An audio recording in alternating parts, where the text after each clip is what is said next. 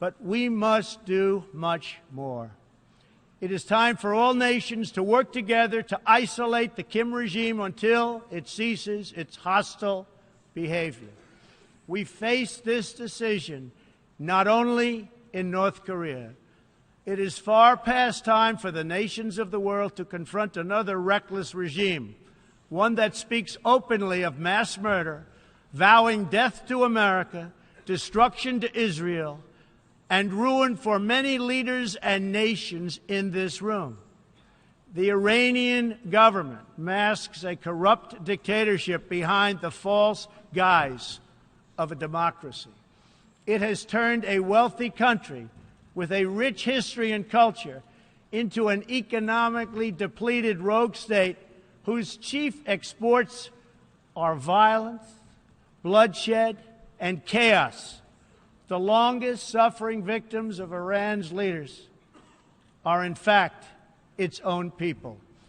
Rather than use its resources to improve Iranian lives, its oil profits go to fund Hezbollah and other terrorists that kill innocent Muslims and attack their peaceful Arab and Israeli neighbors. This wealth, which rightly belongs to Iran's people, also goes to shore up Bashar al-Assad's dictatorship, fuel Yemen's civil war, and undermine peace throughout the entire Middle East. We cannot let a murderous regime continue these destabilizing activities while building dangerous missiles, and we cannot abide by an agreement if it provides cover for the eventual construction of a nuclear program.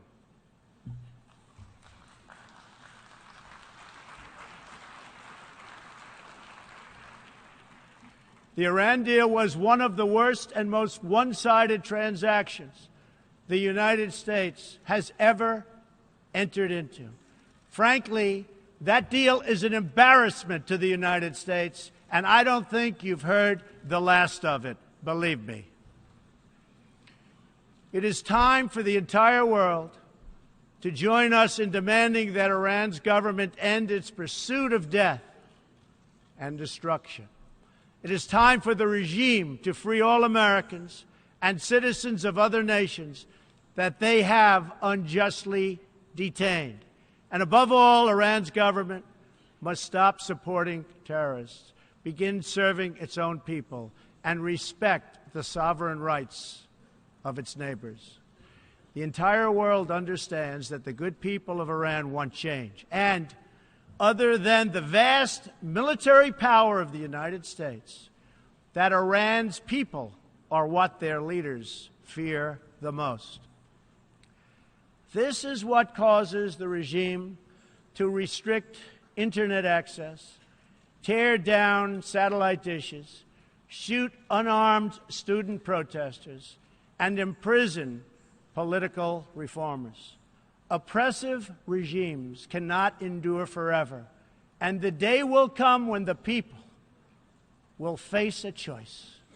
Will they continue down the path of poverty, bloodshed, and terror, or will the Iranian people return to the nation's proud roots as a center of civilization, culture, and wealth, where their people can be happy and prosperous once again?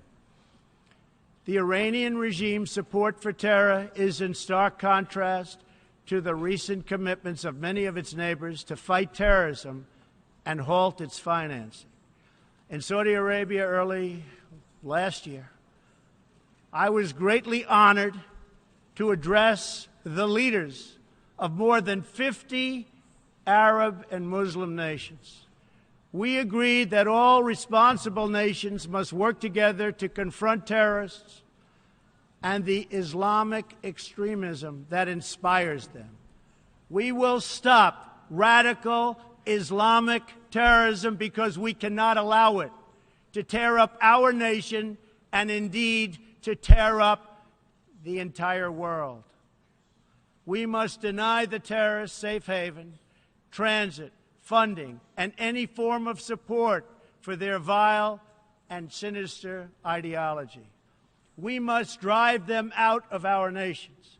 It is time to expose and hold responsible those countries who support and finance terror groups like Al-Qaeda, Hezbollah, the Taliban, and others that slaughter innocent people.